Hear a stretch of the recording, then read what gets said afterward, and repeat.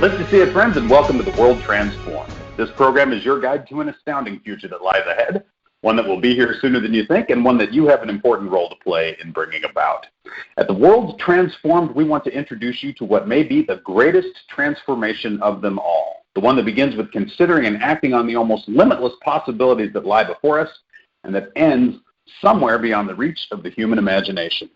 So, when does this amazing future begin? Well, today is the day. My name is Phil Bowermaster, and with me in the virtual studio is my co-blogger, co-futurist, and co-host, Stephen Gordon. Hello, Stephen.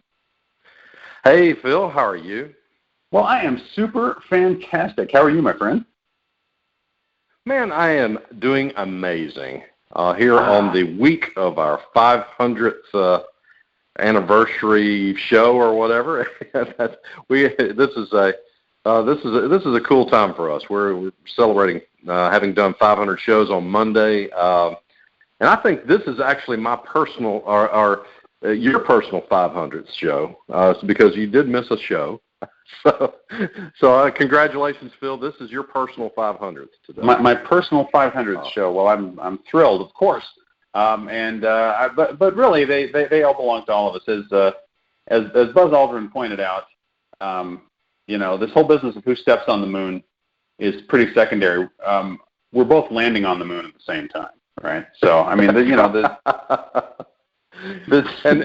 Neil had to climb over Buzz to get to the moon. So, that's right. Buzz was nice seated by the door. Yeah, he could have always gotten out first himself if he'd wanted to. But here we are at 500. I was thinking after Monday's show, we are now closer, as of this show.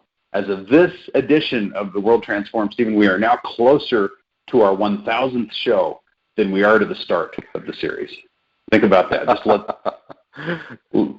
that rattle around in your head a little bit. So those of you who are with us on Monday, we talked a little bit about why we do the show, and we concluded with, well, we do it in part because the future is happening all around us, and if you don't stop and look, you're going to miss it. You won't see it happening. So we're going to dedicate to Amazing Wednesday today and Friday to tracking just a few of those things that we have watched unfold before our eyes, that we have talked about on this show over the last 11 years or so. And we could do probably 20 of these if we put our minds to it, but a few of these are just so dramatic. And just so big. And what was fun about this is we were putting our list together before we actually started recording this show. Some of the items I had on my list of, wow, huge sweeping changes.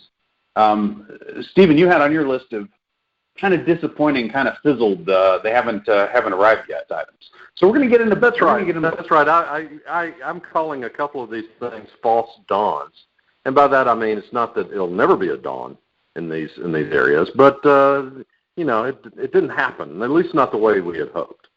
And so I guess I get the role of buzzkill a little bit on this particular show, although I'm a pretty positive guy to be the buzzkill guy. We probably need to farm this out, Phil. This is work that that Americans should don't do. So anyway, we probably need to farm this out. But we need to get some European on the show to be the buzzkill, right? We need to find some really that's right. Like a 21-year-old Hungarian art student to come on the show and just really keep it down in the. Our good friend Philippe couldn't do it. He's positive too. He's way too positive.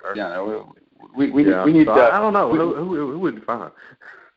We need that perspective, but we're going to have to make do. You're going to have to be our buzzkill because you're all we got. Let's face it, frankly, tonight. And, right.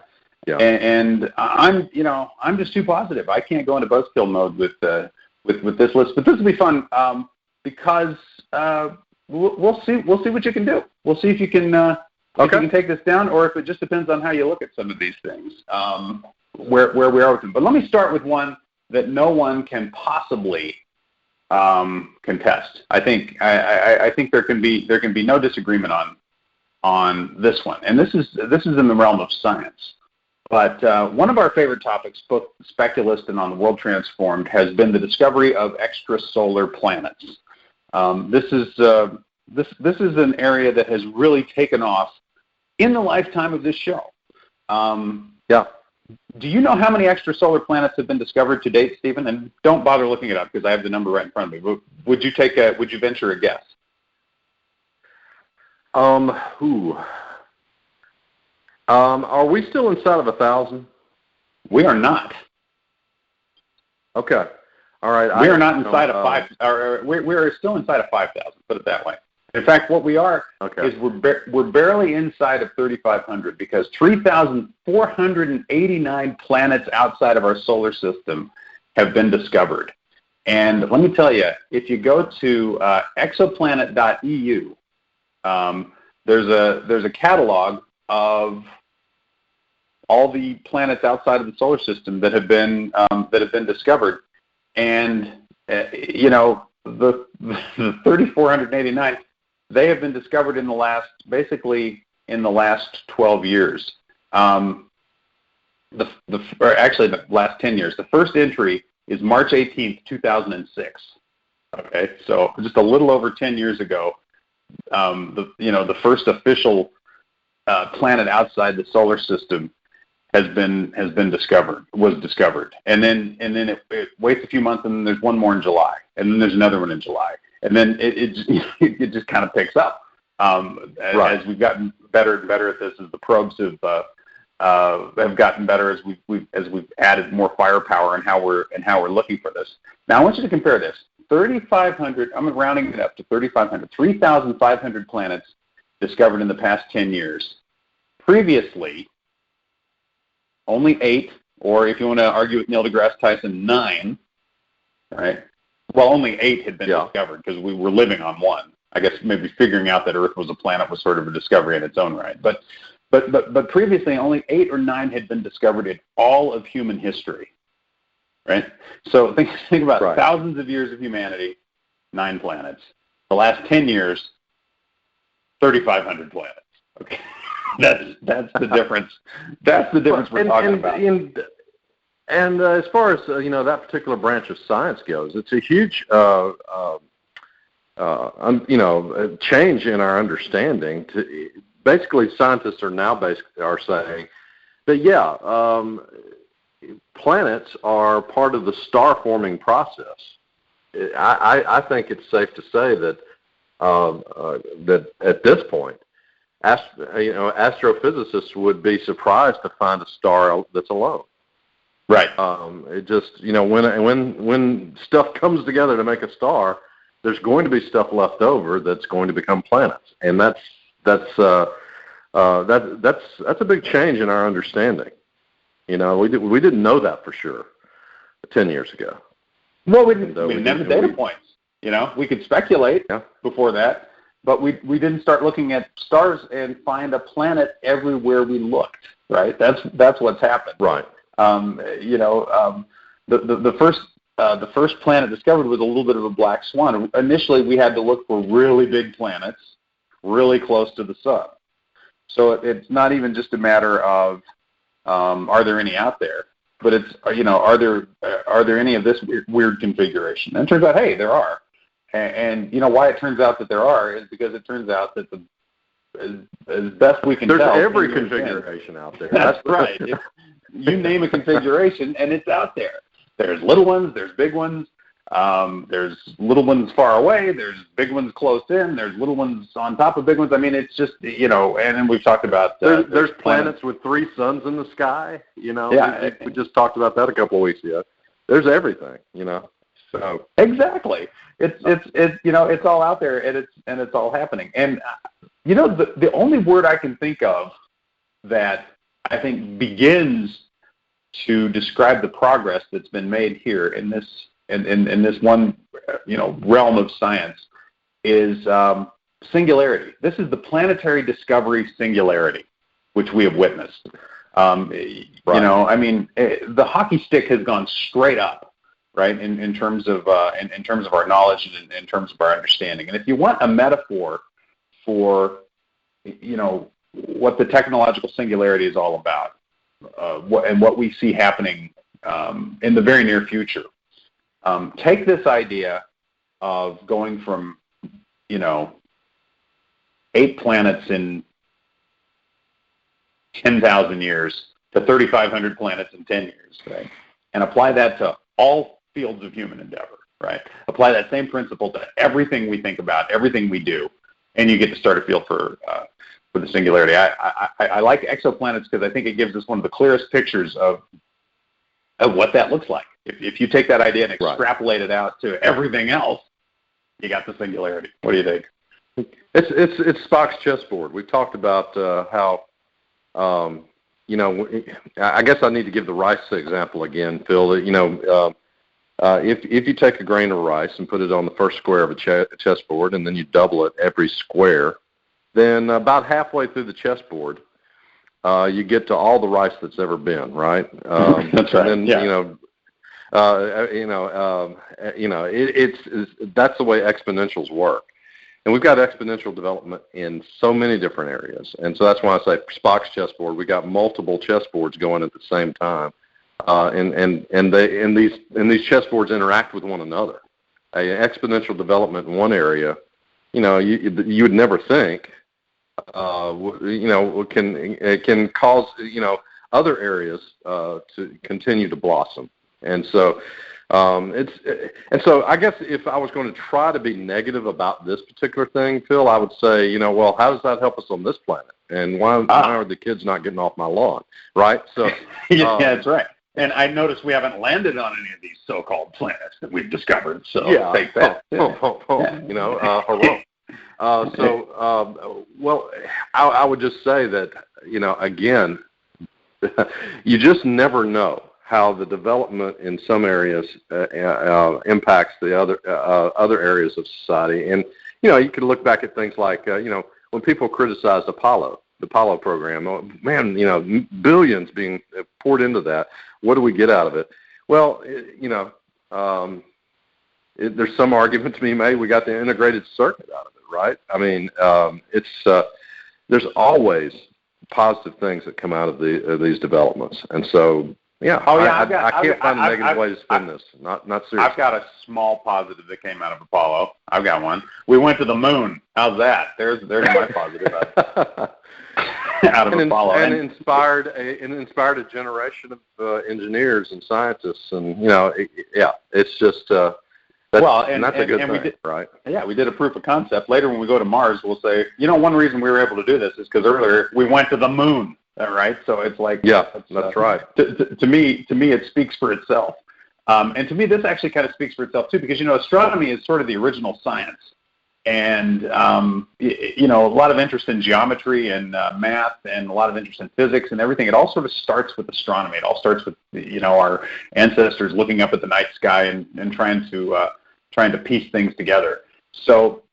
I don't think you have to justify discovering 3,500 planets in terms of, is it making my lunch tastier, or is it, helping me trim my waistline or something like that. I just think it's us becoming better acquainted with the universe that we live in. And as I said, I think the other thing is it's just a wonderful symbol of what's happening across the board. If you look. Yeah. This is what's happening, and it's an early precursor to what I think we're going to see happening with our knowledge all the way across the board. So let's take another area. Let's take, I can see you're eager to jump into the buzzkill role. So let's move to the next one, which I think gives you that opportunity a little bit better, because my next example for something that has really taken off in the last 10 years is 3D printing. And I want to take you back, Stephen, before you have your say on why this hasn't panned out. Where 3D printing was 10 years ago, 11 years ago, actually the year we started the World Transformed, we were at the dawn of the RepRap project. And there was Dr. Adrian Boyer, who I believe you interviewed for The Speculist back in those days. He was a... By email. Yeah. I had he graced us with an interview, and that was an interesting project, Phil, because what they were really doing was trying to figure out a way that a 3D printer could print all its own parts, and in fact be a self-replicating machine. And I always thought that was an interesting project. So. Well, here's what's happened in the meantime. Okay, here's what's happened since that kind of initial foray into 3D printing. It was a great idea, and it worked out. I mean, they did come up with a machine that can pretty much produce itself. But two offshoots from that early interest. One is the commercial 3D printing business, which do Amazon search on 3D printers, okay, if you haven't done that lately.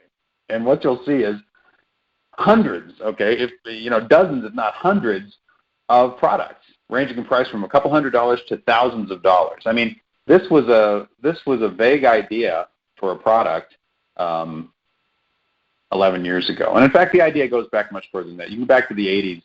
People were talking about 3D printers. They were talking about additive manufacturing. They used rapid prototypers. Some businesses did back in those days, right? Right. And that really, that's kind of the granddaddy of 3D printing, I think, with some of those rapid prototyper machines. It is. But today, I think I was telling a couple of years ago when not even 2 years ago, less than a year ago, we were checking out this school where my kids are starting kindergarten in a couple of weeks, and the technology lab for the kindergarten at the school has a 3D printer, right? I mean, that's I love that so much. That is so cool. That's where the technology has come. Anybody who wants one, who can put together a couple $100 can have one, and it has been a big driver behind, along with a couple other things, a big driver behind this entire movement, the maker movement. Of people, getting their own stuff, doing their own stuff, making their own stuff. Something that was relatively obscure is now in the mind space of millions of people, including billions of kids, right, who are growing up with the idea of a 3D printer as a core concept of life, the way a dot matrix printer or a laser printer was to us. It's just it's part of the equipment that they have in the computer lab. Let's just say when I was a kid in the 80s, Phil, or in the 70s, and I had some idea for some cool little thing I wanted to do, I wanted to make. I wish that we had this thing or that thing. I could just pretty much sit there and wish about it. We did not have the tools to bring something physically into the world, unless I want to get a block of wood and whittle, That's right. And so, but kids have that now, and I think that's a big deal. I do. But can I play my role as Buzzkill now? Let's hear it. What do you got? Okay. So real quickly, I read an article here recently saying, hey, this is, it just didn't happen. We were hoping for a product that would change the world, and what we've got is something that you can print your own comb, but it'll cost you $25, and the materials to produce something that you could buy down at the dollar store. I think there's some. I think there's some justification for that criticism. If you want to, there's still economies of scale in this world that most things that need to be manufactured need to be manufactured in bulk because you can make things cheaply in bulk. But every now and then there's a few things that 3D printing can do that you just need a one-off. I have in my mouth a tooth that was 3D printed, and that's a pretty cool thing. Before if somebody needed something like that, then it would at great expense. So something could be carved out and it probably would have cost me 10 times at least what it cost me to have this molar 3D printed, and of course that's not that's just the entry level 3D printing for the human body. There's 3D printing organs is just right around the corner too. So there's at least one person in the world that has a 3D bladder, a 3D printed bladder. that they're living quite comfortably with. So, there's, so while I am some of this criticism is there's a point to it. We're not all, we haven't given up buying from stores in lieu of 3D printing everything in our lives. Okay. Yeah, I mean, if that's the goal, right? If the standard is, well, they didn't replace retail, then 3D printers have failed. Yeah, I grant you. I don't think that's fair, right? I don't think that's really the standard by which this should be judged. Let me point out two stories that I found as I was looking into this, and these will both be linked on the show notes. One is called 12 Things We Can 3D Print in Medicine Right Now. And let me just read you the list, because I think there, it's easy to get caught up in, well, what are the consumer applications? And we'll come back to the consumer applications in just a minute. But here on the medical side, you mentioned somebody got their bladder 3D printed. You got a tooth in your head that was 3D printed. On the list, I got tissues with blood vessels, low cost prosthetic parts, and we've talked about not only are medical suppliers doing this, but people are hacking their own prosthetic parts, which is kind of amazing, meeting place between medicine and the maker community.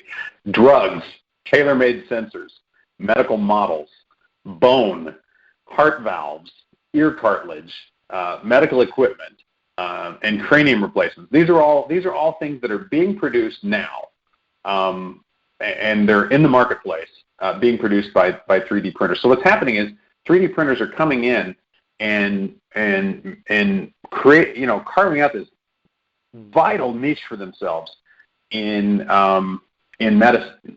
But if you look at so nobody's going to argue with that. It's like, oh, okay, it's a revolutionary technology for that, and we're just at the very beginning of it. We're just really seeing it start. But what about the consumer side? Spend some time, everyone, on MakeZine.com. Okay, one of the maker magazines. But the link I'm going to share from MakeZine.com is the story is called over 100 3D printing projects for your house. And let me tell you, Stephen, it's more than just combs. Okay, there's a lot more that people can make with their 3D printers than you would have thought. Now, granted, you may end up paying more for them than you would have, but there's something to be said about you get your personalized thing, right? That you can go in and you can say, well, I'm not just making a cheese slicer, right? I'm making it to the exact specifications to fit my hand, right? Or garlic press, or I'm looking specifically at the kitchen one now, ravioli maker. I'm making ravioli shaped this shape because that's the way I want my ravioli to look. But they've got them, 3D print your kitchen tools, 3D print your, for your bathroom, printing projects for around your yard, and lots of things to print. This really got my attention, Stephen, for a game room. And I don't know, we might have to revisit this one on oh yeah. I have often Friday thought that I should have a 3D printer just to print miniatures for my gaming hobby. But the way I see 3D printing. 3D printing is a bit like me in elementary school or high school. Okay, I was perpetually the kid, according to the teacher, who failed to live up to his potential. Okay. We can see he's smart, but by God, he's off in dreamland all the time.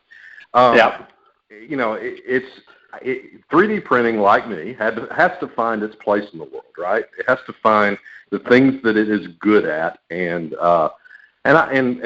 medical and areas of medicine and things like that